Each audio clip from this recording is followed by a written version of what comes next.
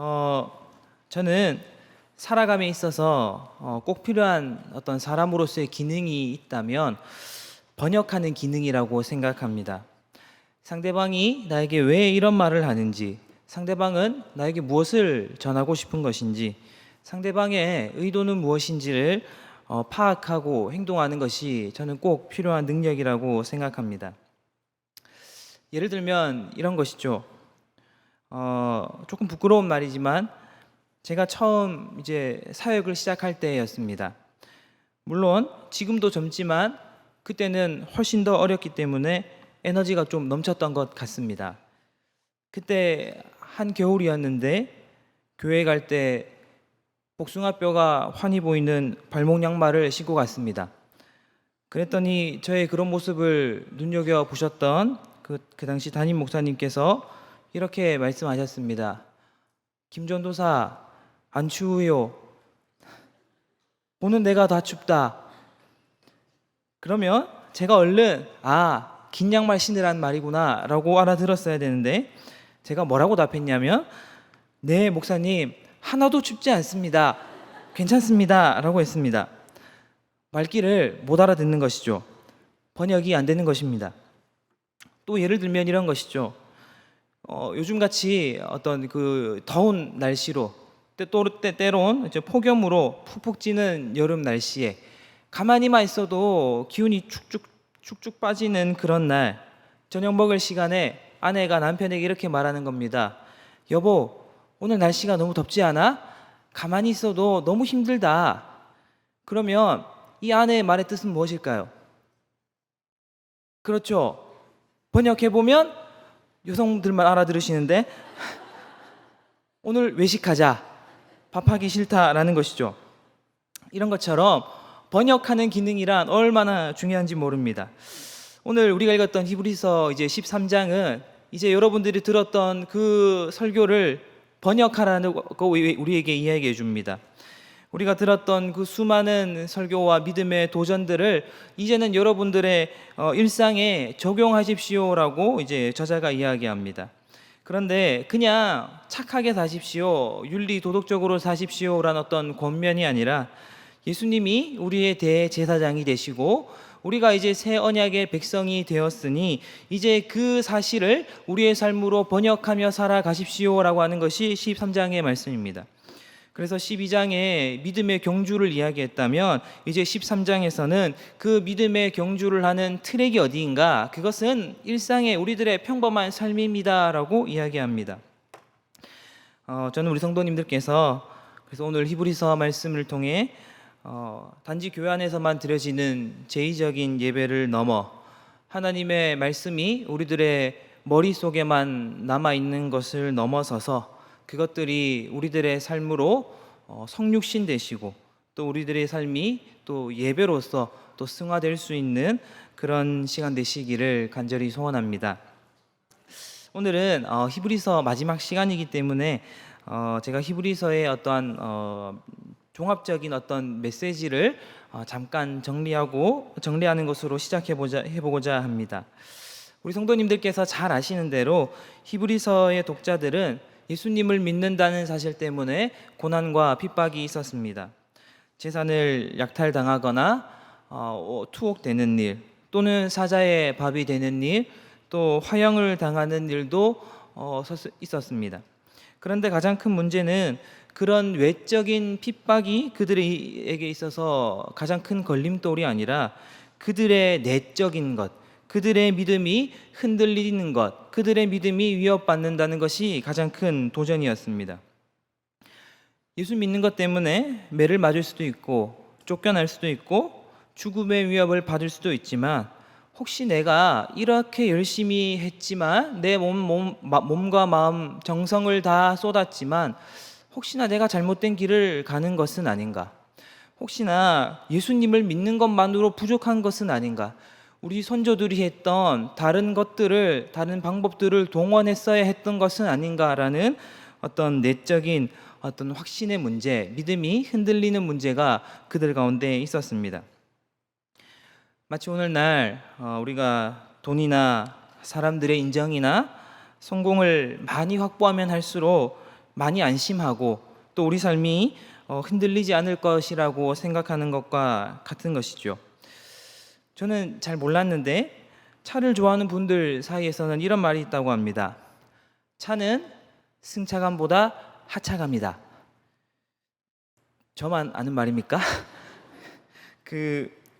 차를 좋아하는 분들은 차를 타면 이렇게 자리에 앉으면 카시트가 나를 안아주는 것 같고 감싸주는 것 같고 엑셀을 밟으면 밟는 대로 이렇게 가는 그런 승차감보다 차에서 내렸을 때 사람들의 반응이 우와 대박 나도 타보고 싶다 하는 어떤 부러움 섞인 어떤 시선과 그런 반응들로 말미암아 이 차를 탄다라고도 한다고 합니다. 마치 이런 것처럼 우리가 세상을 살아갈 때 정말 하나님만으로 괜찮을까? 하나님을 믿는 것 말고도 그 이외의 부족한 부분을 다른 것으로 채워야 하는 것은 아닐까라는 그런 유혹과 도전들이 우리 가운데 있는 것이죠. 오해하지 말고 한번 들어주십시오. 우리가 예수를 믿는다고 하지만 우리가 학벌이나 지식을 얼마나 많이 좋아하고 때로는 예배하는지 모릅니다.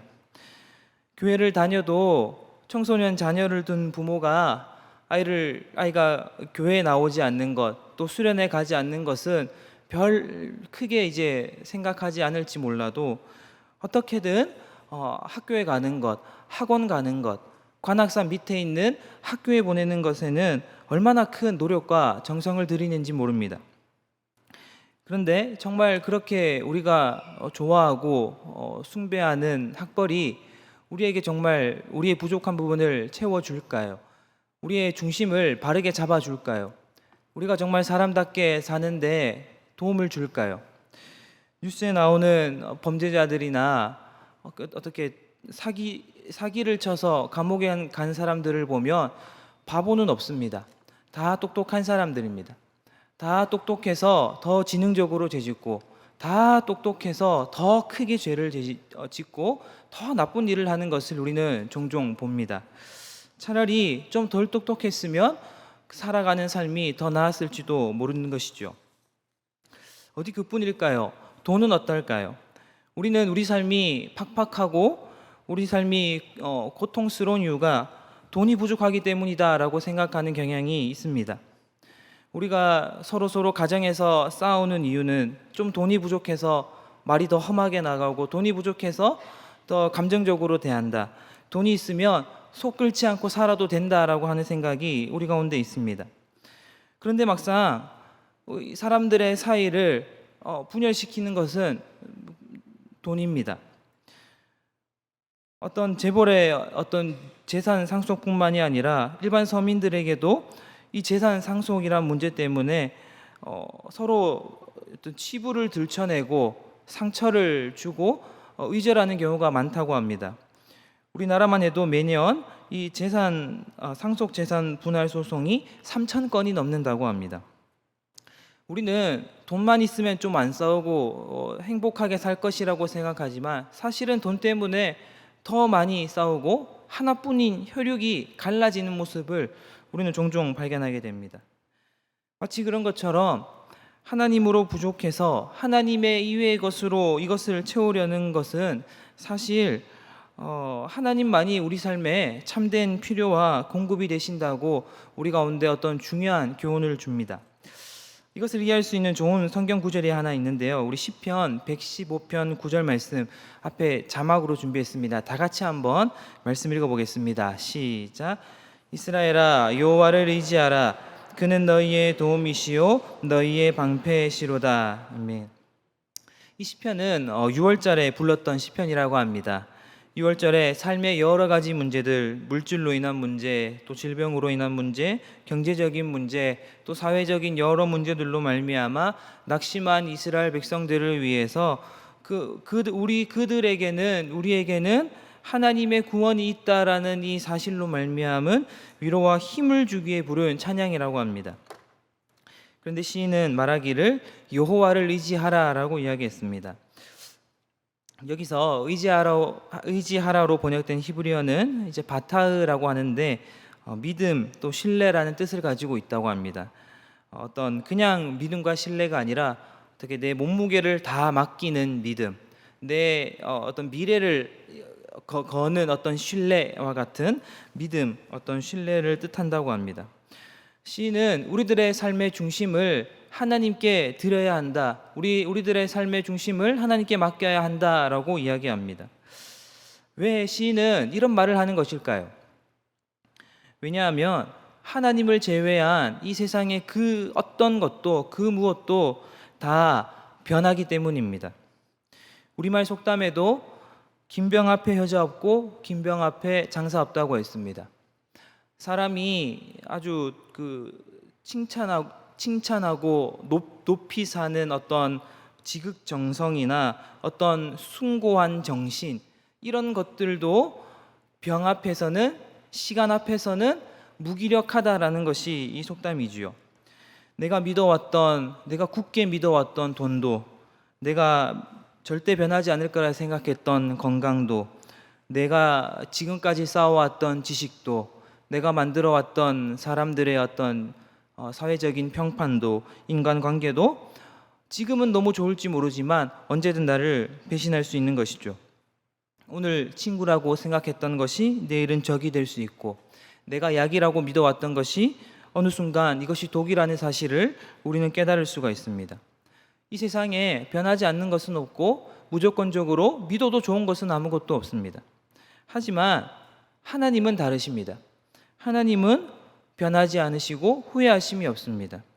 하나님은 우리에게 복 주시고자 하는 그 마음과 뜻이 한 번도 변함이 없으시고 그것을 후회하지도 않으시며 언제나 내 편을 드시는 분이시기 때문에 시인은 여호와를 의지하라라고 이야기했습니다. 그래서 그리스도인들은 얼마나 많이 가졌느냐, 얼마나 많이 배웠느냐, 또 얼마나 많은 높은 자리에 올라갔느냐가 우리의 중심을 잡아주고 우리를 보호하는 것이 아니라, 나는 나의 주인은 누구인가, 나는 누구 안에서 인생이라는 걸음을 걷고 있는가가 우리의 중심이 된다고 시인은 알려줍니다. 그래서 히브리서도 계속해서 이야기하기를 예수님의 그리스도의 어떤 완전함, 충족성을 늘 이야기합니다.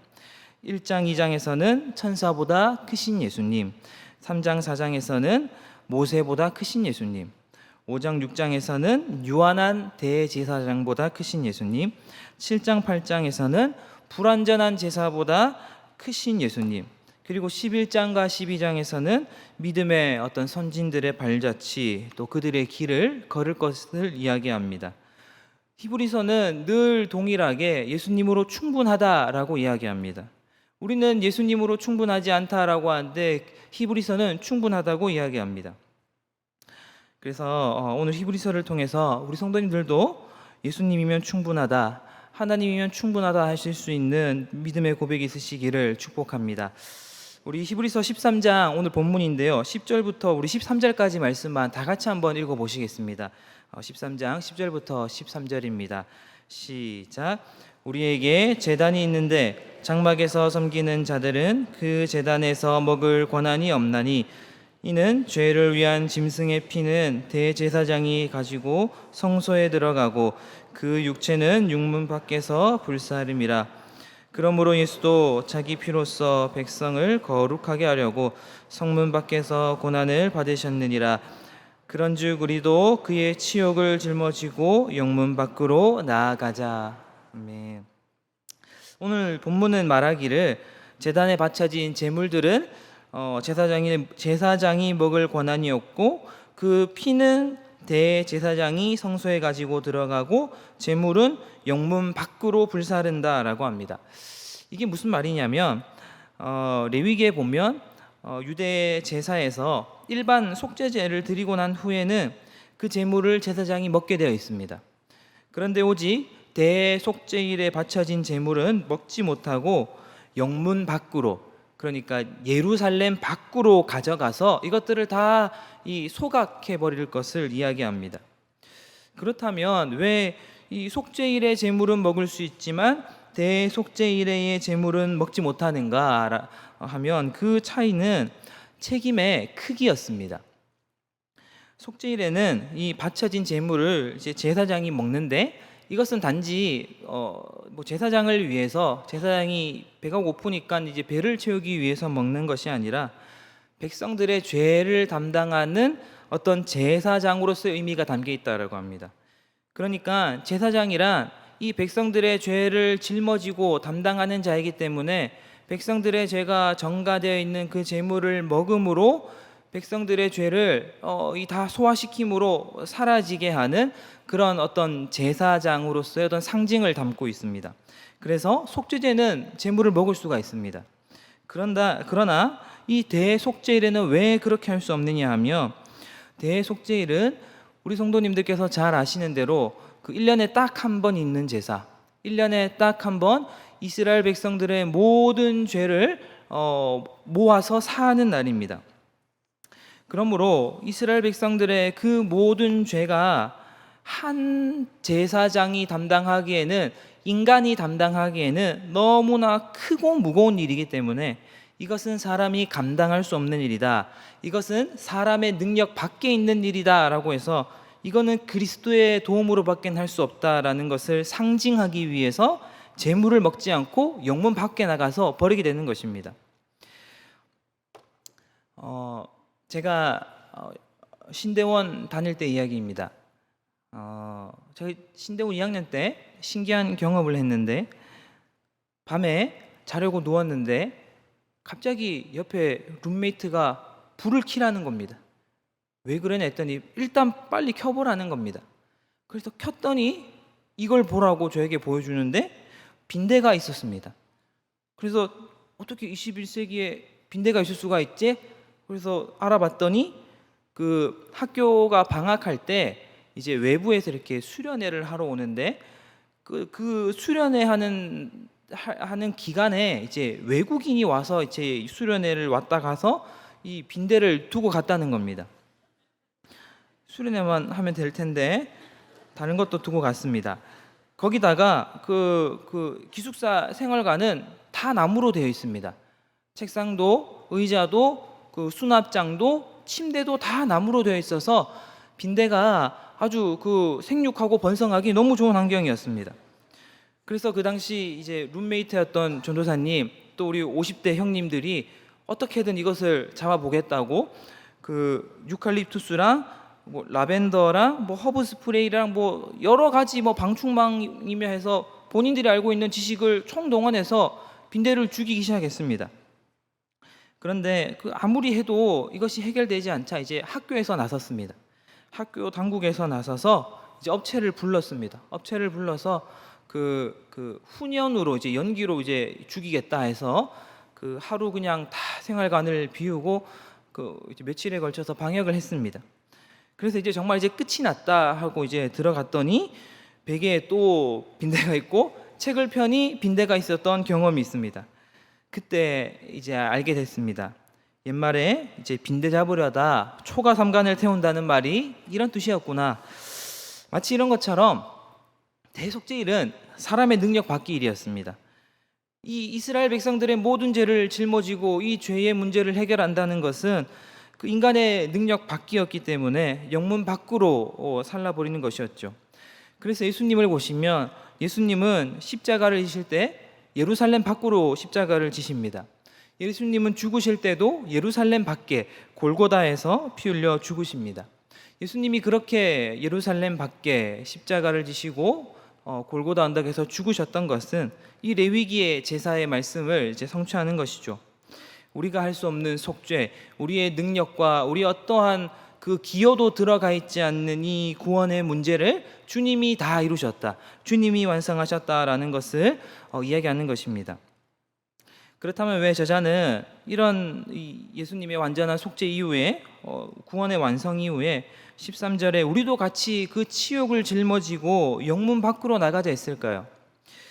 우리가 이 앞에 그 본문의 어떤 문맥 가운데 이 말씀을 좀 해석해 보자면, 주님이 이 레위기의 제사를 완성하시고 이제는 우리를 성전 만드셨기 때문에, 우리를 교회로 만드셨기 때문에 눈에 보이는 성전에 가서 날마다 그 제사를 반복하는 것이 아니라 이제는 우리가 성전된 자로 성전으로 살아가기를, 우리가 가는 곳마다 주님의 임재가 있는 교회로 살아가라라고 말씀하는 것이, 우리도 치욕을 짊어지고 영문 밖으로 그리스도에게로 나아가자라는 뜻이었습니다. 제가 몇 주 전에 그 SNS에서 한 글을 봤는데요. 요즘 초등학교 문화가 조금 이상하다라는 글을 봤습니다. 아마 뭐 모든 학교가 그런 것은 아닐 텐데 그 몇몇 아마 학교만 해당되는 것 같습니다. 요즘 어느 초등학교에는 승부가 없다고 합니다. 운동회를 하거나 어떤 게임을 해도 무조건 이제 무승부로 끝나지 승패가 갈리지 않도록 한다고 합니다. 또 반 아이들 앞에서 상을 주는 일을 못하게 한다고 합니다. 또 어떤 학교에서는 미술 시간에 이 백지에 그림을 그리는 것은 없고 늘 이렇게 밑그림이 그려져 있는 것에 색칠을 한다고 합니다. 왜 그런가 알아봤더니, 백지에 만약에 밑그림이 없는데 그림을 그리면 누구는 더 잘하고 누구는 더 못하는지 비교되기 때문에 이 상대적 박탈감을 느낀다고 그냥 색칠만 하게 한다는 겁니다. 또 어떤 학교에서는 왜 아이들 앞에서 상을 주지 않느냐 봤더니, 아이들 보는 앞에서 상을 주면 그 못 받는 애들이 기죽으니까 안 준다는 겁니다.